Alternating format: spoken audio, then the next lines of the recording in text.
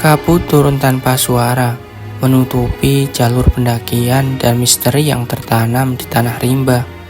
Setiap langkah membawa ke tempat yang asing, sepi, dingin, dan penuh tanya. Pohon-pohon berdiri diam, seakan mengamati. Lawu tak memberi kemudahan, hanya ingin tahu seberapa sungguh kita melangkah. Lalu saat kabut mulai pergi, keindahan pun muncul, pelan tapi tak terlupa. Istimewa sekali.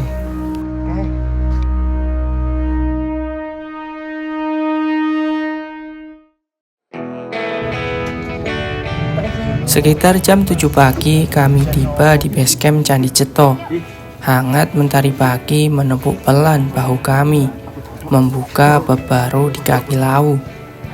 Setelah istirahat singkat dan merapikan barang, kami saling melempar senyum, seolah tahu perjalanan ini akan mengubah sesuatu di dalam diri. Langkah kaki mulai menanjak. Deretan tangga beton mengantarkan langkah awal pendakian ini, membawa kami melewati candi yang berdiri tenang di tengah kabut. Menuju pos registrasi, nafas masih teratur, tapi hati sudah berdebar. Sebab di setiap langkah ada rasa yang tak terdefinisi, antara rindu yang memanggil, takut yang membayangi, dan harap yang menuntun.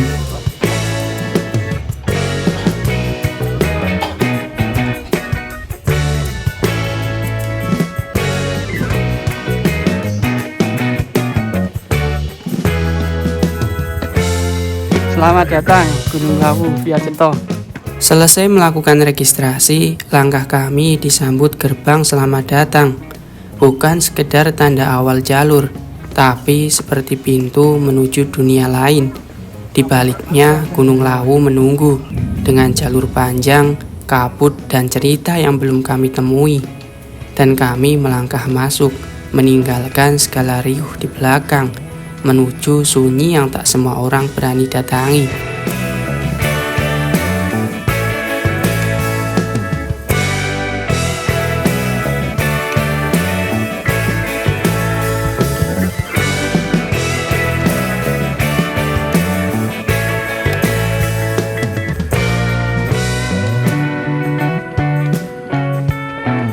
Teman kita sudah mulai kecapean. Baru sampai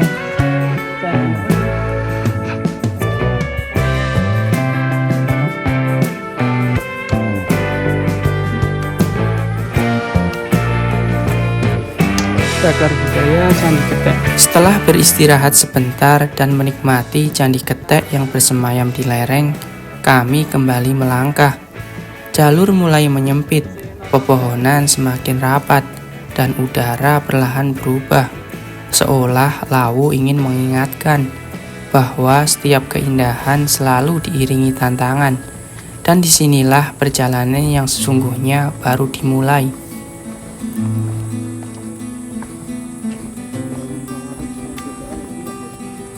Ini 3.000 loh.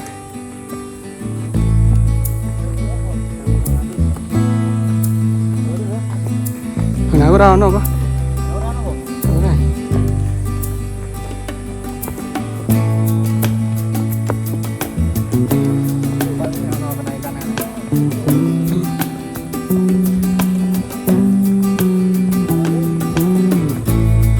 Kita jalur paling iki. Masuk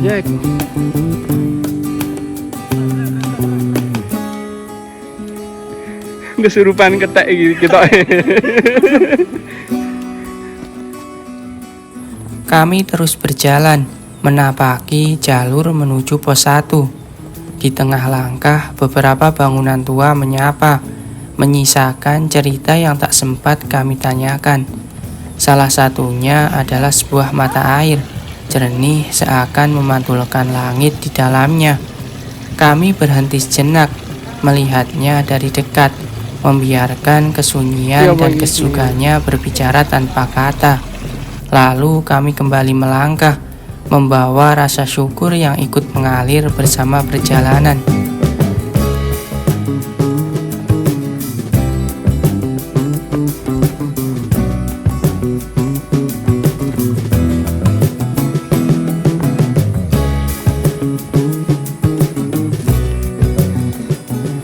Rasa capek mulai menghinggapi, pelan tapi pasti.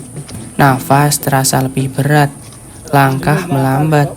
Namun di antara lelah itu ada suara alam yang menenangkan. Desir angin, bisik pepohonan, dan jejak langkah yang terus terdengar. Seakan laut berkata, lelahmu akan terbayar asal kau terus berjalan.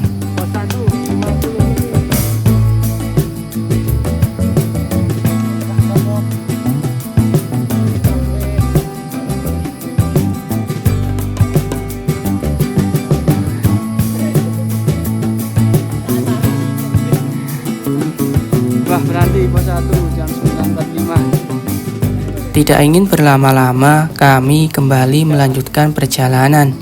Di sepanjang jalur, mata kami beberapa kali menangkap sesajen yang diletakkan di sudut-sudut tertentu. Diam-diam kami menyadari bahwa pendakian ini bukan hanya soal menaklukkan ketinggian, tapi juga tentang menghormati cerita dan keyakinan yang telah lebih dulu hidup di gunung ini. Seperti Bung Firsa katakan, kita tidak perlu meyakini, hanya perlu menghormati. Setiap sesajen yang kami lewati adalah bagian dari cerita yang tak harus kami pahami, tapi patut kami jaga sikapnya. Sebab di gunung kita adalah tamu, dan sudah sepatutnya seorang tamu tahu bagaimana membawa dirinya.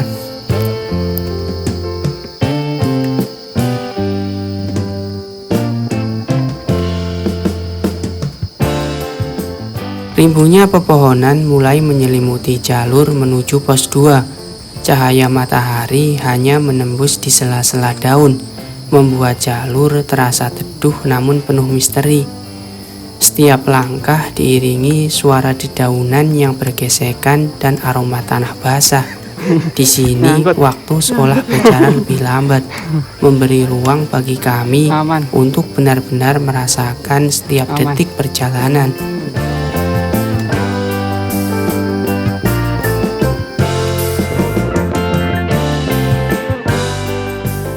Rasa lelah tak luput membuat kami berhenti dan beristirahat sejenak. Di bawah naungan pepohonan, kami duduk sambil membiarkan nafas kembali teratur. Angin berhembus pelan, seakan memberi waktu untuk menenangkan langkah dan pikiran.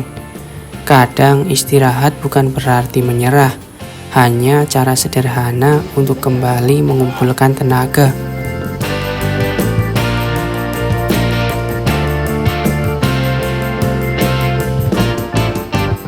Gunung Lawu via Ceto dikenal sebagai jalur yang menyimpan banyak cerita. Dari candi yang sakral, mata air yang jernih, hingga hutan rimba yang teduh. Jalurnya panjang, dengan tanjakan yang kadang ramah, kadang menguji. Di sini, pendaki bukan hanya soal mencapai puncak, tapi juga perjalanan melewati sejarah, budaya, dan keindahan alam yang terpadu jadi satu.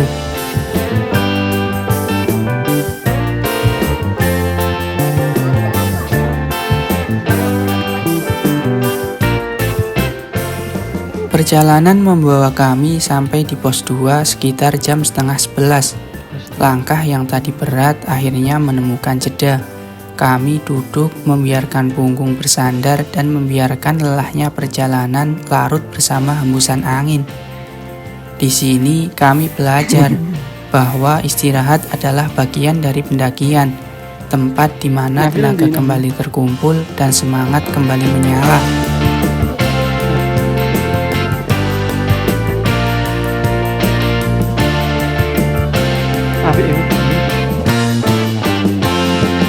Menuju pos 3, kondisi jalur masih sama. Batang-batang kayu roboh diselimuti lumut hijau tebal seakan menjadi peninggalan masa lalu yang sengaja dibiarkan hidup oleh alam. Akar-akar besar melintang di jalur, memaksa kami untuk melangkah hati-hati. Hutan cukup lebat, ranting-ranting saling bertaut di atas kepala, menutup sebagian cahaya dan membuat langkah terasa teduh. Udara lembab menusuk hidung, membawa aroma tanah basah yang bercampur wangi dedaunan lapuk. Sesekali angin bertiup pelan, membuat dedaunan bergesekan, dan mengeluarkan suara yang seakan bercerita. Di setiap sudut, suasana sama, hening, namun penuh kehidupan yang tak terlihat. Seolah waktu berhenti, memberi kesempatan bagi kami untuk berjalan di dunia yang hanya dimiliki Pendakian Gunung Lawu kali ini aman mas, yang dorongnya nih. piye mas?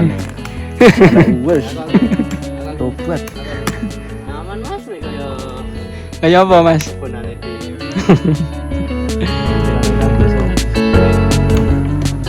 Sesekali kami berhenti untuk beristirahat, membiarkan nafas kembali teratur, lalu perjalanan kembali dilanjutkan, mengingat jalur yang harus ditempuh masih panjang.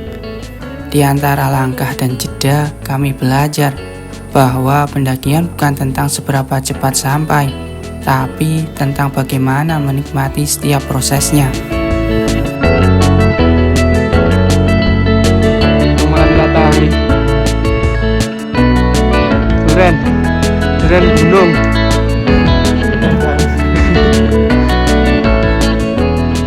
Tanjakan yang seakan tak ada habisnya mulai menguras fisik kami. Setiap langkah terasa lebih berat. Nafas terpecah menjadi hembusan-hembusan pendek. Keringat mengalir, bercampur dengan rasa lelah yang semakin nyata. Namun di balik semua itu, ada keyakinan bahwa setiap tanjakan selalu menyimpan pemandangan yang layak diperjuangkan. Dua porter ya ibu ini.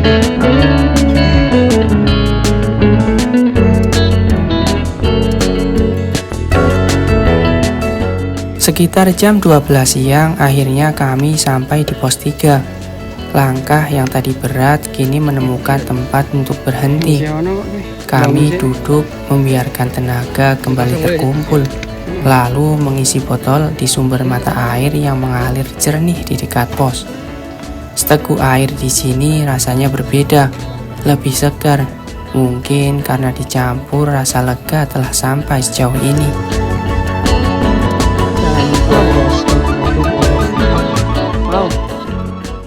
Setelah cukup beristirahat dan tenaga kembali terisi, kami kembali melangkah.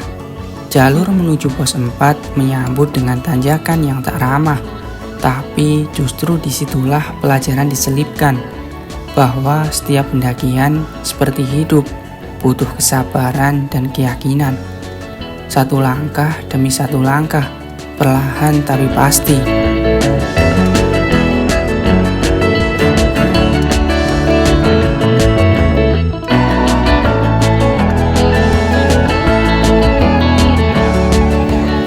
Somai Mandala, Pak Suyono. Oh mana? Merah. Tiga ada baru? Iya. Ulah, rekeningnya bunga. Sila, cacak epic. Perjalanan menuju pos 4 terasa makin menyiksa. Tanjakan demi tanjakan datang silih berganti, Tanjak tenanan ya. nyaris tanpa jeda. Bonus jalan datar rasanya cuma angan. Yang ada hanya tanah yang menanjak curam. Akar-akar besar melintang seperti ingin menguji langkah. Kabut mulai turun perlahan, menyelimuti jalur dengan diam-diam. Sinar matahari mulai malu-malu menembus rimbunnya pohon. Di titik ini kaki terasa berat, punggung mulai menunduk. Tapi hati tetap dijaga agar tetap tegak. Pendakian memang tidak pernah mudah, tapi justru dari situlah keindahannya tumbuh. Di setiap lelah ada pelajaran tentang sabar, dan di balik setiap tanjakan ada harapan yang Pak Eko, terus bagaimana, dijaga. Pak Ada keluhan? Kesel.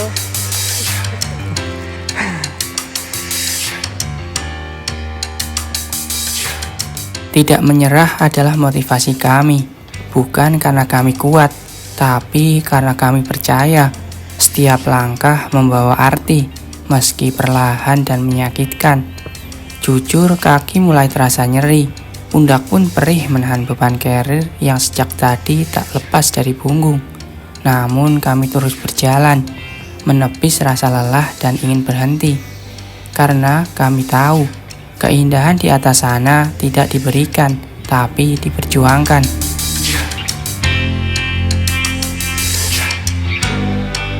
Pos 4 tujuan kami berikutnya terasa semakin dekat. Dari layar kecil di pergelangan tangan, elevasi perlahan naik, menandakan bahwa puncak pos mulai mendekat. Langkah kami masih berat, tapi harapan mulai terasa ringan. Kabut tipis masih menyelimuti jalur, seolah ikut mengantar. Dan akhirnya, tepat pukul 2 siang, kami sampai di pos 4. Sebuah pencapaian kecil, tapi cukup untuk kembali menarik nafas dan bersyukur.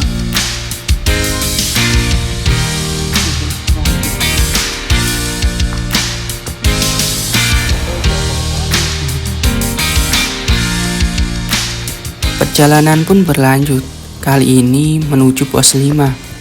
Katanya, jalur menuju pos 4 adalah yang paling berat. Beberapa pendaki yang kami temui pun membenarkan hal itu. Ada sedikit lega dalam hati, karena mungkin setiap perjalanan tak seberat tadi. Tapi kami tetap berhati-hati, karena di gunung yang ringan pun bisa jadi berat jika kita lengah. Langkah kami terus bergerak, didorong keyakinan bukan sekedar tenaga. Perjalanan berat. Itu udah mati ya.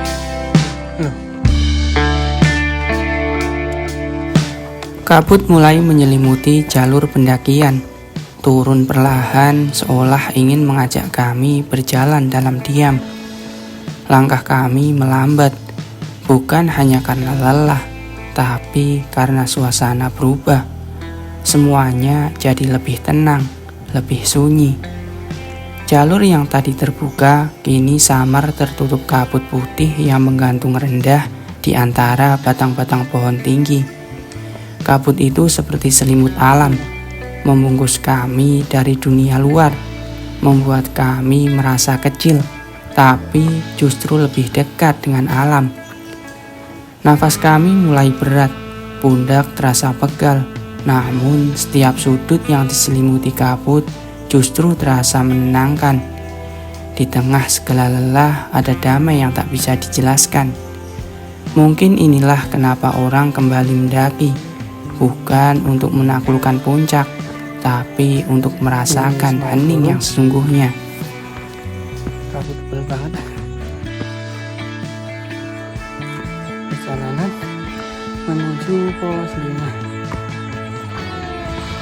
lumayan menguras tenaga, karena dari pos 4 tadi udah lumayan nanjak, tapi nggak separah di pos 3 ke 4.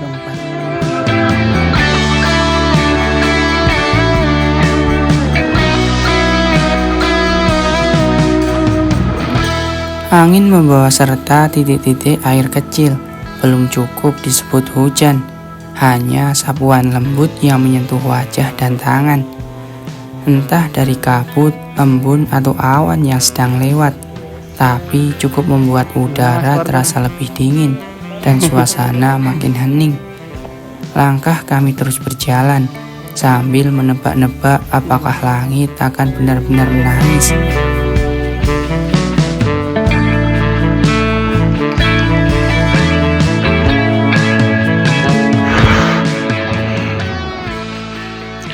Saya udah ngos-ngosan guys. Nih kita udah menuju pos 5. Perjalanan menuju pos 5 terasa lebih ringan, karena jalurnya mulai banyak bonusnya. Dengan tanjakan yang lebih landai dan beberapa bagian datar yang memberi kami waktu untuk bernafas. Vegetasi di sekitar mulai berubah. Pepohonan semakin jarang, dan sesekali angin sejuk menyapu wajah. Pemandangan di kejauhan semakin terbuka, membuat langkah terasa lebih semangat. Kita sudah mau sampai di pos 5. Nih, aduh nggak kelihatan, tidak kelihatan. Nih, Mas Fauzi. Mas Fauzi, anjay.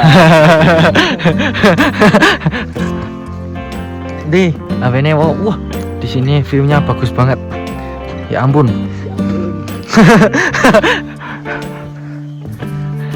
Ya meskipun capek, besok tetap diulangi lagi. Kata-katanya podo undi. Oh. Masih ingin ngerbau. Ya, katakannya sama. Aduh. Nih gitu.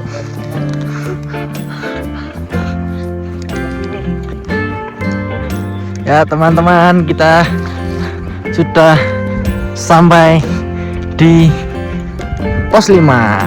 Oke. Saya sudah pengen turu.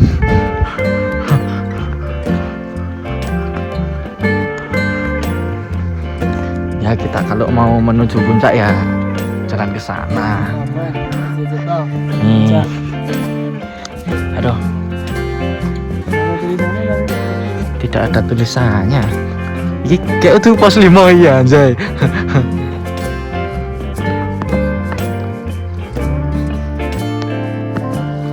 Udah capek semua. Teman saya ini mau semaput. Tenang. Kalau yang ini ngambek kan. Tadi buang trekking pole. Setelah beristirahat sejenak di sebuah sabana luas yang terhampar di bawah pos 5, kami kembali melangkah. Awalnya kami sempat mengira tempat ini adalah pos 5, nyatanya belum. Tapi rasa lelah sedikit terobati, karena dari titik ini Gunung Lawu mulai menampilkan keelokannya. Hamparan sabana yang hijau, langit yang mulai terbuka, dan hembusan angin sejuk seakan mengucap selamat datang.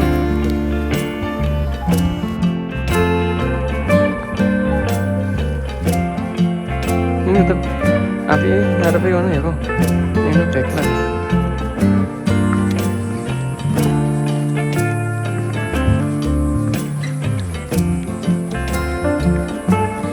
Hampir sampai pos 5. Tulisannya udah kelihatan. Pos 5 dikit lagi sampai pos 5. Kita cek area camp. Bagusnya camp di mana ntar? 7 jam sampai pos 5 perjalanan bersama Mas Fauzi. Mas Fauzi oye.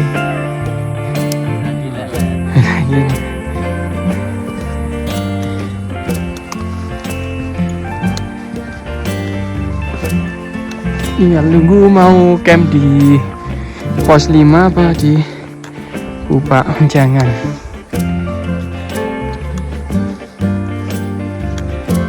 Ini cuacanya juga malah cerah lagi sekarang. Ini yang cakep nih. Masih mah kelihatan. Pukul 4 sore akhirnya kami tiba di pos 5. Sebelumnya jalur sempat diselimuti kabut tebal, membuat pandangan terbatas dan langkah terasa ragu. Namun perlahan kabut itu menyingkir. Langit mulai menampakkan wajahnya dan sinar matahari kembali menyapa hangat. Cuaca menjadi cerah, seolah memberi semangat baru setelah perjalanan panjang. Di titik ini, lelah dan dingin berganti menjadi rasa syukur dan tenang. Mistis. Tinggal sore hari di Lawu.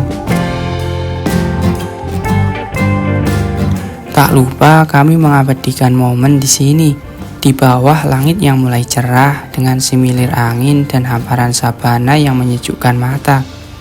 Kami terpukau oleh keindahan yang disuguhkan Gunung Lawu, seolah semua lelah terbayar lunas oleh pemandangan yang tak bisa dijelaskan hanya dengan kata. Diam-diam kami jatuh cinta pada ketenangan yang ditawarkan di ketinggian ini. Lawu via Candi Ceto. Sore hari panas. Top memang. Rasa syukur tak henti kami panjatkan, bisa sampai di titik ini dengan selamat, apalagi disambut cuaca cerah di sore hari yang begitu ramah. Sabana luas terhampar indah di depan mata, seakan menjadi hadiah atas langkah-langkah panjang yang telah kami tempuh sejak pagi. Angin berhembus pelan, membelai wajah kami yang lelah namun bahagia. Di sini semua terasa damai, semua terasa pantas untuk diperjuangkan.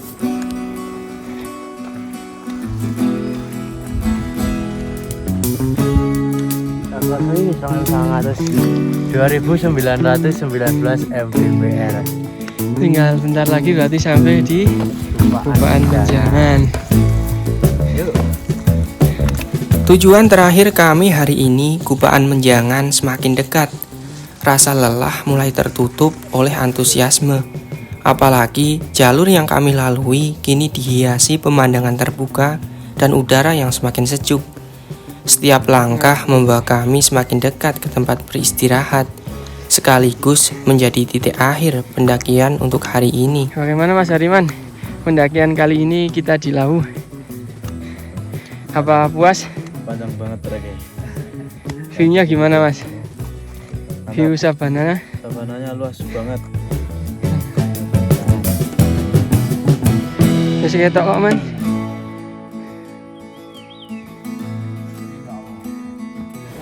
Hari ini rasanya kami menempuh perjalanan yang cukup jauh. Setiap tanjakan dan turunan seperti menguji kesabaran, namun juga memberi cerita tersendiri. Pukul 4:30 akhirnya kami tiba di Gupaan Menjangan, disambut oleh suasana tenang dan udara sore yang mulai terasa dingin.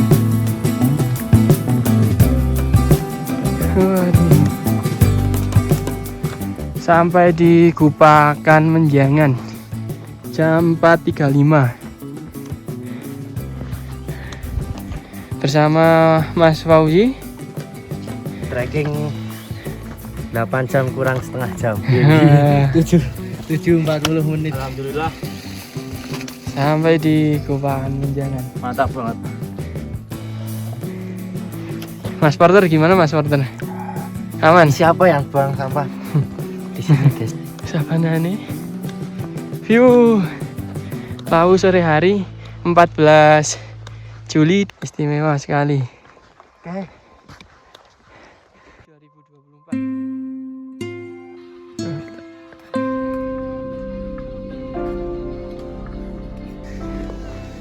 Makan apa Mas? Makan Mie sama apa itu? Mie plus nasi.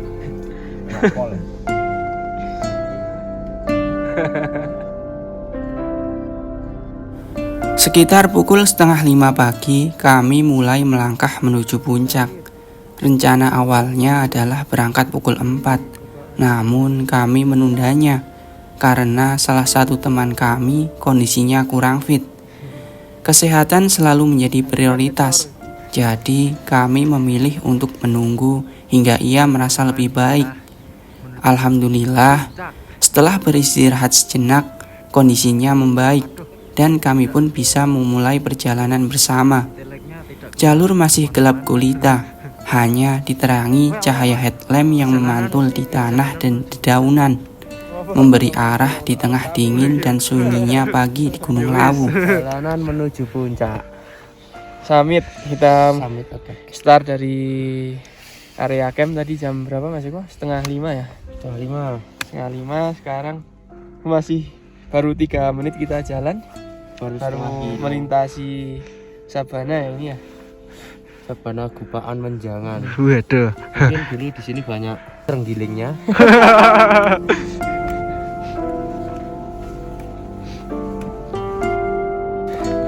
Ini kita jalan summitnya menuju puncak ini enak banget teman-teman. Ini teman kita menunggu di sini.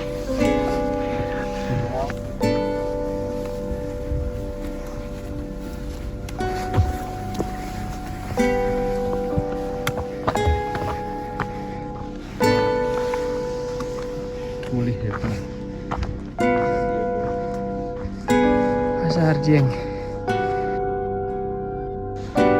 Jam 5 kurang 2 menit sampai Pasar Dieng.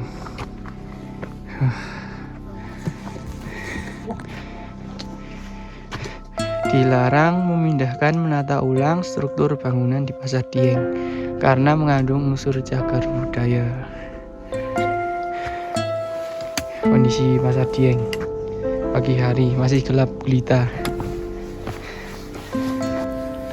Udara dingin yang menusuk tak menjadi penghalang bagi langkah kami. Meski rasa lelah mulai terasa di kaki dan nafas semakin berat, semangat untuk menapaki puncak Lawu terus membara. Motivasi untuk melihat langsung keindahan dari titik tertinggi gunung ini seakan menjadi bahan bakar tambahan, membuat setiap langkah terasa lebih ringan meski tubuh sudah penat. Perlahan gelap malam mulai memudar, berganti semburat cahaya yang mengintip dari ufuk timur, menandakan bahwa pagi mulai menyapa.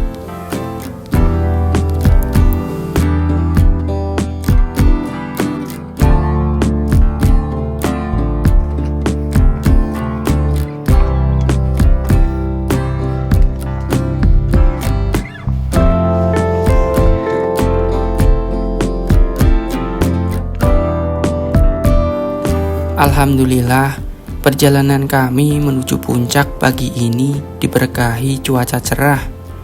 Langkah demi langkah kami menapaki jalur menanjak, menyusuri bebatuan dan hamparan rerumputan yang perlahan menampakkan keindahannya, seiring cahaya fajar yang mulai membasuh bumi.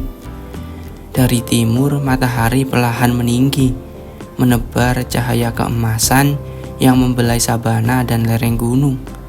Rasa lelah pun terbayar lunas saat papan penanda puncak berdiri tegak di depan mata. Tepat pukul 6 pagi, kami resmi menjejakkan kaki di puncak Gunung Lawu, disambut pemandangan luar biasa yang sulit diungkapkan dengan kata-kata.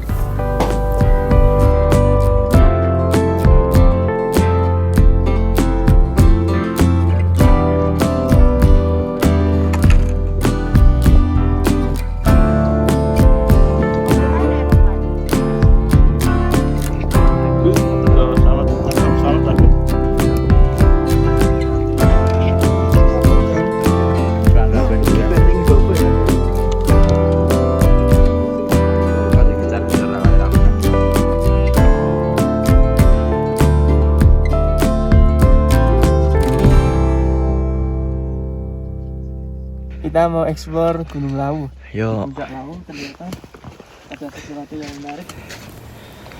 Setelah puas menikmati puncak Lawu dan mengabadikan setiap Kita mau momen di turun ya, atas teman-teman. ketinggian, kami memutuskan untuk melihat Gunung Lawu dari sudut pandang yang berbeda. Kami melangkah menyusuri jalur kecil di sisi puncak, melewati bebatuan dan rerumputan yang bergoyang diterpa angin.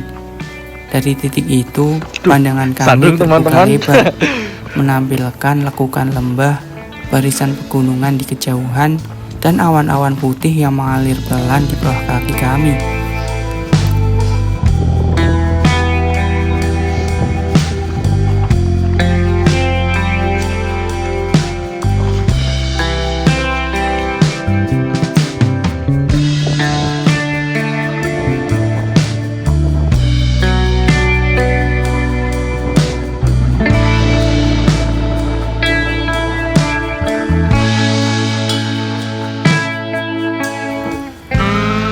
Matahari mulai meninggi, menandakan waktunya kami beranjak dari puncak. Tujuan berikutnya adalah warung legendaris Mbok Yem, karena kata orang belum lengkap rasanya mendaki Gunung Lawu kalau belum mencicipi nasi pecelnya. Meski kini yang berjualan adalah putra beliau, aroma dan rasa masakan khas itu tetap terjaga. Di sela langkah kami teringat sosok Mbok Yem yang sudah lebih dulu berpulang. Semoga Allah menerima seluruh amal ibadahnya, mengampuni segala dosa-dosanya, dan menempatkannya di tempat terbaik di sisinya.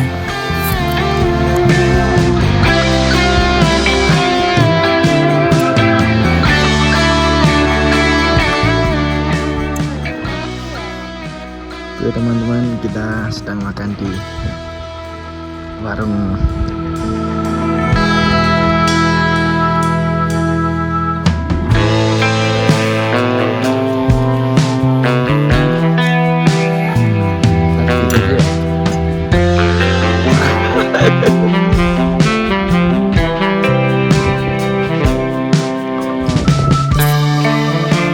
Setelah menikmati sarapan di warung legendaris Mbok Yem, kami mulai menuruni jalur pendakian. Semalam pandangan terhalang gelap, tapi kini matahari pagi menyapu setiap sudut, menyingkap hamparan sabana, lereng hijau, dan langit biru yang berpadu membentuk lukisan alam yang memukau. Udara segar menusuk lembut ke paru-paru, berpadu dengan aroma khas tanah pegunungan yang seolah membawa rasa damai di setiap langkah. Kami pun tak ingin melewatkan momen ini. Smartphone yang sejak tadi tersimpan akhirnya kembali berada di tangan, merekam setiap panorama yang terlalu berharga untuk sekedar disimpan di ingatan.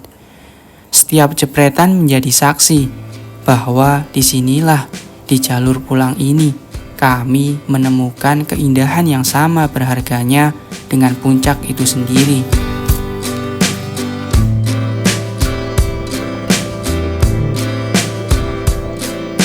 Kresek ya.